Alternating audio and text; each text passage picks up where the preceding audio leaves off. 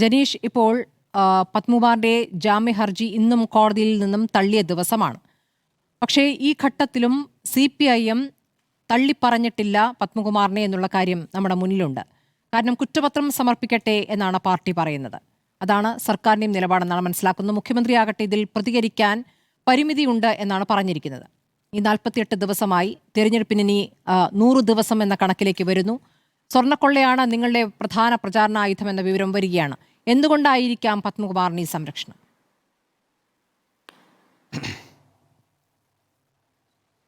തീർച്ചയായിട്ടും ഇപ്പോഴും സംസ്ഥാന ഗവൺമെൻറ് പത്മകുമാറിനെ തള്ളുന്നില്ല എന്ന് മാത്രമല്ല, പത്മകുമാറിനെ സംരക്ഷിക്കാനുള്ള എല്ലാവിധ മാർഗങ്ങളും പരിശോധിച്ചുകൊണ്ടിരിക്കുകയാണ്. CPM ഇപ്പോഴും പറയുന്നത് നേരത്തെ അങ്ങ് പറഞ്ഞ പോലെ തന്നെ ചാർജ് ഷീറ്റ് വരട്ടെ എന്നാണ് പറയുന്നത്. ഈ ചാർജ് ഷീറ്റ് വന്നാൽ മാത്രമാണ് ഒരാൾ ഇത്തരത്തിലുള്ള ഒരു കേസിൽ പ്രതിയാക്കപ്പെടുക എന്നുള്ള ചിന്തയൊക്കെ CPM എന്ന് മുതലാണ് വന്നത്. ഇതേ സ്ഥാനത്ത് മറിച്ചാണെന്ന് ചിന്തിക്കുക. CPM പറയുന്ന ന്യായം എന്തായിരിക്കും? CPM ഉന്നയിക്കുന്ന രാഷ്ട്രീയമായ ആരോപണങ്ങൾ എന്തായിരിക്കും? ഇപ്പോൾ ഇവിടെ പത്മകുമാർ എന്ന് പറയുന്നത് ഒരു സാധാരണക്കാരനായിരുന്നില്ല. ദേവസ്വം ബോർഡിൻ്റെ മുൻ പ്രസിഡന്റ് മാത്രമല്ല, CPMൻ്റെ മുൻ സംസ്ഥാന കമ്മിറ്റി അംഗവും അതോടൊപ്പം തന്നെ മുൻ MLAയും പിണറായി വിജയൻ്റെ ഏറ്റവും അടുപ്പം പുലർത്തുന്ന ഒരു നേതാവ് കൂടിയാണ്. അപ്പോൾ ആ പത്മകുമാറിനെ സംരക്ഷിക്കാൻ ഇവിടെ എല്ലാ തരത്തിലും CPM ശ്രമിച്ചുകൊണ്ടിരിക്കുന്നു എന്നുള്ളതാണ് നമുക്ക് മനസ്സിലാക്കാൻ വേണ്ടി സാധിക്കുന്നത്.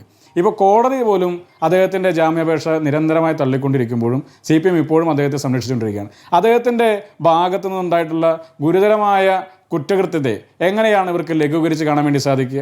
ശബരിമലയിൽ നിന്ന് ഏതെങ്കിലും ഇത്തരത്തിലുള്ള കാര്യങ്ങൾ അറ്റകുറ്റപ്പണികൾ ചെയ്യണമെങ്കിൽ അവിടെ ശബരിമലയുമായി ബന്ധപ്പെട്ട നിയമങ്ങൾ അറിയുന്ന ആളുകൾക്കറിയാം, അത് സന്നിധാനത്ത് വെച്ച് ചെയ്യണം എന്നുള്ളതാണ് അതിൻ്റെ നിയമം.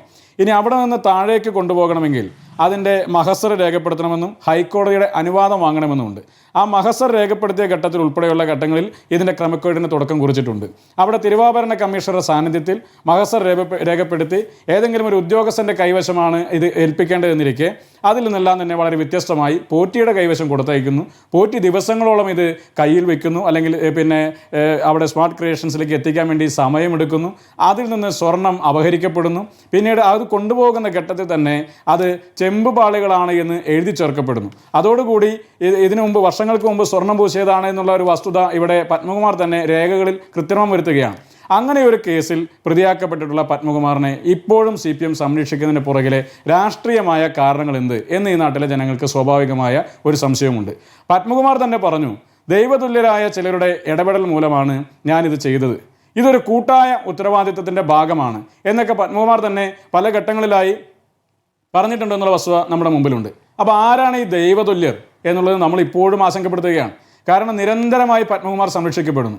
അപ്പോൾ ദൈവതുല്യൻ എന്ന് പത്മകുമാർ വിശേഷിപ്പിക്കുന്ന ഏറ്റവും ഉന്നതനായ ഏതോ ഒരു CPM നേതാവ് അതാരാണ് എന്ന് പുറത്തു വരേണ്ടതായിട്ടുണ്ട്. അതാരാണ്? മുഖ്യമന്ത്രിയാണോ? അതല്ലെങ്കിൽ CPMൻ്റെ ഏറ്റവും ഉന്നതനായ മറ്റേതെങ്കിലും നേതാക്കന്മാരാണോ?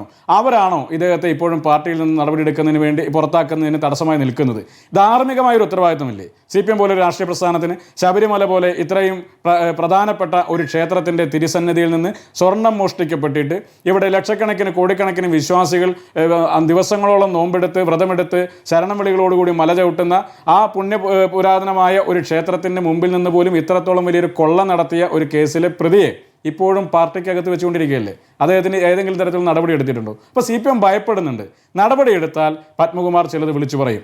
അങ്ങനെ വിളിച്ചു പറയുന്ന ഘട്ടമുണ്ടായാൽ ഏറ്റവും ഉന്നതരായ പല CPM നേതാക്കന്മാരും പ്രതിസ്ഥാനത്തേക്ക് വരുമെന്ന് അവർ ഭയപ്പെടുന്നുണ്ട് എന്നുള്ളതാണ് ഇതിൽ നിന്ന് നമുക്ക് വ്യക്തമാക്കാൻ വേണ്ടി സാഹചര്യം ഉണ്ടായിട്ടുള്ളത്. ഇവിടെ ദേവസ്വം മന്ത്രിയെയും ഇപ്പോൾ അദ്ദേഹത്തിൽ നിന്നും മൊഴിയെടുത്തു. ഒറ്റത്തവണയെ വിളിപ്പിച്ചിട്ടുള്ളൂ. ഇനിയും ചോദ്യം ചെയ്യാൻ വിളിപ്പിച്ചേക്കുമെന്നുള്ള സൂചനകളുണ്ട്. ഇതുവരെ അത് ഉണ്ടായിട്ടില്ല. SITക്ക് സമയമൊക്കെ നീട്ടിക്കൊടുത്തിട്ടുണ്ട്. അപ്പോൾ SIT വളരെ സ്വതന്ത്രമായി കോടതിയുടെ മേൽനോട്ടത്തിൽ അന്വേഷണം നടത്തിക്കൊണ്ട് പോവുകയാണ്. അങ്ങനെ ആരെങ്കിലും സംരക്ഷിക്കാനാണെങ്കിൽ SITക്ക് കിട്ടുന്ന ചില വിവരങ്ങളുണ്ടല്ലോ, ആ വിവരങ്ങളുടെ അടിസ്ഥാനത്തിൽ ചില മൊഴിയെടുക്കലുകളിലേക്ക് പോകുന്നു. അത് നിങ്ങൾ സംശയിക്കുന്ന രൂപത്തിലേക്കാണെങ്കിൽ ഈ ദൈവതുല്യൻ എന്നുള്ളത് പാർട്ടിയുമായി ബന്ധപ്പെട്ട അല്ലെങ്കിൽ സർക്കാരുമായി ബന്ധപ്പെട്ട ആരെങ്കിലും ആണെങ്കിൽ അതിലേക്ക് എത്താൻ SITക്ക് തടസ്സമില്ല. അല്ല, SITക്ക് തടസ്സമുണ്ട് എന്നുള്ളതാണ് നമ്മൾ മനസ്സിലാക്കുന്നത്. കാരണം ഇപ്പോൾ കടകംപള്ളിയെ ചോദ്യം ചെയ്ത് സംബന്ധിച്ച് അങ്ങ് നേരത്തെ പറഞ്ഞു. കടകംപള്ളിയെ ചോദ്യം ചെയ്ത് നമ്മൾ ആരെങ്കിലും പറഞ്ഞു ശനിയാഴ്ചയാണ് അദ്ദേഹത്തെ ചോദ്യം ചെയ്യുന്നത്. വെള്ളിയാഴ്ചയാണ് യൂത്ത് കോൺഗ്രസ് ഞങ്ങൾ കടകംപള്ളിയെ ചോദ്യം ചെയ്യണമെന്ന് പറഞ്ഞുകൊണ്ട് മാർച്ച് പ്രഖ്യാപിക്കുന്നത്. ഞങ്ങൾ തിങ്കളാഴ്ച മാർച്ച് നടത്തുന്ന സമയത്ത് മാത്രമാണ് കടകംപള്ളിയെ ചോദ്യം ചെയ്ത വാർത്ത, പ്രശാന്തിനെ വിളിച്ചു വരുത്തിയ വാർത്തയൊക്കെ പുറത്തേക്ക് വരുന്നത്. ഒരു ഈച്ച പോലും അറിയാതെ കടകംപള്ളിക്കും പ്രശാന്തിനും SITക്ക് മുമ്പിൽ ഹാജരാകാൻ സാധിച്ചു. അവിടെ നിന്ന് ചോദ്യം ചെയ്യലിന് ശേഷം തിരിച്ചു പുറത്തു പോകാൻ വേണ്ടി കഴിഞ്ഞു. ഒരു വാർത്തയും പുറത്തു വന്നില്ല. അപ്പോൾ SIT സംബന്ധിച്ച് ചില രാഷ്ട്രീയമായ താല്പര്യങ്ങളുണ്ട് എന്ന് അതിൽ നിന്ന് വ്യക്തമാണ്. കാരണം അടൂർ പ്രകാശിനെ ചോദ്യം ചെയ്യാൻ വേണ്ടി പോകുന്നതെന്ന് അദ്ദേഹം പോലും അറിഞ്ഞത് മാധ്യമങ്ങളിലൂടെയാണ്. അതല്ലാതെ പിന്നെ അദ്ദേഹം പോലും നേരിട്ടൊരു കത്ത് കിട്ടുന്ന സാഹചര്യം പോലും ഉണ്ടായില്ല. അപ്പോൾ ഏതൊക്കെ വാർത്ത പുറത്തു വിടണം, ഏതൊക്കെ വാർത്ത മൂടി വെക്കണം എന്നതടക്കമുള്ള കാര്യങ്ങളെ സംബന്ധിച്ച് ഇവർക്ക് കൃത്യമായ സമ്മർദ്ദങ്ങളുണ്ട്. ചില ഉന്നതരായ പോലീസ് ഉദ്യോഗസ്ഥന്മാർ ഇവിടെ സമ്മർദ്ദപ്പെടുത്തുന്നുണ്ട് എന്നുള്ള വസ്തുതയാണ്. ഹൈക്കോടതിക്ക് പോലും പറയേണ്ടി വന്നല്ലോ, ഡിസംബർ 5-ന് ശേഷം SITയുടെ അന്വേഷണത്തിൽ ഗുരുതരമായ മെല്ലെപ്പോക്കുണ്ട് എന്ന് മാധ്യമങ്ങളോ രാഷ്ട്രീയ നേതൃത്വങ്ങളല്ലോ പറഞ്ഞത്. ഹൈക്കോടതി തന്നെ പറയുന്ന ഒരു സാഹചര്യം പ്രതികരണം മറ്റൊന്നാണല്ലോ ജനീഷ്. ഇപ്പോൾ ബാഹ്യശക്തികളുടെ ഇടപെടൽ അനുവദിക്കാനാകില്ല, മാധ്യമങ്ങളടക്കം എടുക്കുന്ന നിലപാടിനെ കോടതി വിമർശിക്കുന്നു. നമുക്ക് മനസ്സിലാക്കാൻ ബാഹ്യശക്തികൾ എന്ന് പറഞ്ഞാൽ പ്രതിപക്ഷമാണ് എന്ന് ഇപ്പോൾ മന്ത്രി MP രാജേഷ് പറഞ്ഞതും അങ്ങ് കേട്ടു. അല്ല, ശബരിമലയിൽ ഏതെങ്കിലും ഒരു ബാഹ്യകക്ഷി ഇടപെട്ടിട്ടുണ്ടെങ്കിൽ അത് CPM ആണ്. പ്രതിപക്ഷമാണ് എന്ന് അദ്ദേഹം ഇപ്പോൾ പിന്നെ ഈ വിമർശനങ്ങളെ പറ്റി പറഞ്ഞുകൊണ്ടായില്ല. അവിടെ നിന്ന് ഇതിൻ്റെ ക്രൈം പാർട്ട് ഏതാണ്? ഇതിൻ്റെ ക്രൈം പാർട്ട് SIT അന്വേഷണത്തെ വിമർശിക്കുന്നതല്ലോ. ക്രൈം പാർട്ട് ശബരിമലയിൽ നിന്ന് സ്വർണം മോഷണം പോയി എന്നുള്ളതാണ്.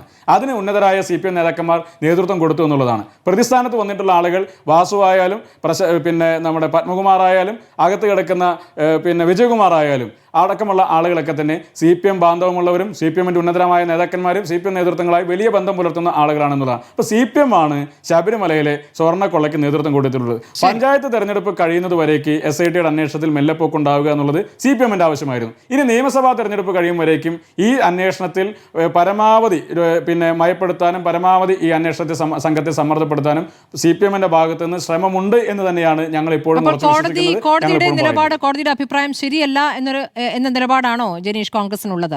കോടതി പറയുന്നു SIT സ്വതന്ത്രമായിട്ടാണ് പ്രവർത്തിക്കുന്നത്, അവരുടെ ജോലിയിൽ ഇടപെട്ട് അതിന് തടസ്സമുണ്ടാക്കുന്ന രീതിയിലുള്ള വിമർശനങ്ങൾ പാടില്ല എന്നാണ് കോടതി പറയുന്നത്. SITയുടെ ജോലിയിൽ ആരും ഇടപെടുന്നില്ല, അവരുടെ ഡ്യൂട്ടിക്ക് തടസ്സമുണ്ടാക്കുന്ന നിലപാടുകൾ ആരും എടുക്കുന്നില്ല. SITയുടെ അന്വേഷണത്തെ സംബന്ധിച്ച് ഹൈക്കോടതിയുടെ മേൽനോട്ടത്തിൽ നടക്കുന്നത് കൊണ്ട് മാത്രമാണ് ഇപ്പോഴും ഈ പറയുന്ന പത്മകുമാർ അടക്കമുള്ള ആളുകൾ ജയിലിൽ കിടക്കുന്ന സാഹചര്യം ഉണ്ടായിട്ടുള്ളത്. അതല്ലാത്തൊരു ഘട്ടം ഉണ്ടായിരുന്നെങ്കിൽ എപ്പോഴേ ഈ കേസ് അട്ടിമറിക്കപ്പെടുമായിരുന്നു എന്നുള്ള കാര്യത്തിൽ തർക്കമില്ല. അപ്പോൾ ഹൈക്കോടതിയുടെ മേൽനോട്ടം ഉള്ളത് കൊണ്ട് മാത്രമാണ് ഇങ്ങനെ നടക്കുന്നത്. എന്നാൽ അതേസമയം തന്നെ ഹൈക്കോടതിക്ക് മുമ്പാകെ ഇവർ സമർപ്പിക്കുന്ന രേഖകളുടെ അടിസ്ഥാനത്തിലാണ് കോടതി സംസാരിക്കുന്നത്. ഞാൻ പറഞ്ഞത് രാഷ്ട്രീയമായി നമ്മൾ ഈ സമൂഹത്തിനകത്ത് കാണുമ്പോൾ നമുക്ക് ബോധ്യപ്പെടുന്ന ചില കാര്യങ്ങളെ സംബന്ധിച്ചിട്ടാണ്. ഇവിടെ എന്തുകൊണ്ട് ഈ SITയുടെ അന്വേഷണത്തിൽ ഇപ്പോഴും പലരെയും ചോദ്യം ചെയ്യുന്നതിലൊക്കെ വലിയ വിമുഖത കാണിക്കുന്നു എന്നുള്ളതാണ്. 2019 സ്വർണം പൂശിയ ഈ ദ്വാരപാലക ശില്പങ്ങൾ 2024 നിന്ന് അവിടെ നിന്ന് വീണ്ടും അഴിച്ചെടുത്ത് സ്വർണം പൂശാൻ വേണ്ടി കൊണ്ടുപോകുന്നതിനെ സംബന്ധിച്ച് ഹൈക്കോടതി തന്നെ പറഞ്ഞ നേരത്തെ ഒരു വിമർശനം നമ്മുടെ മുമ്പിലുണ്ടല്ലോ.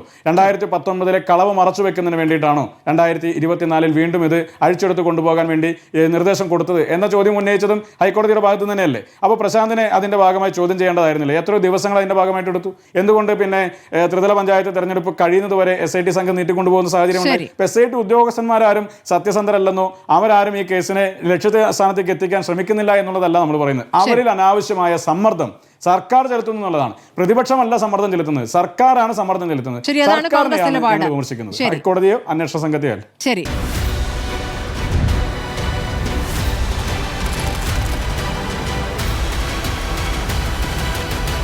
ഡിബേറ്റ് വിത്ത് സ്മൃതി പരുത്തിക്കാട്.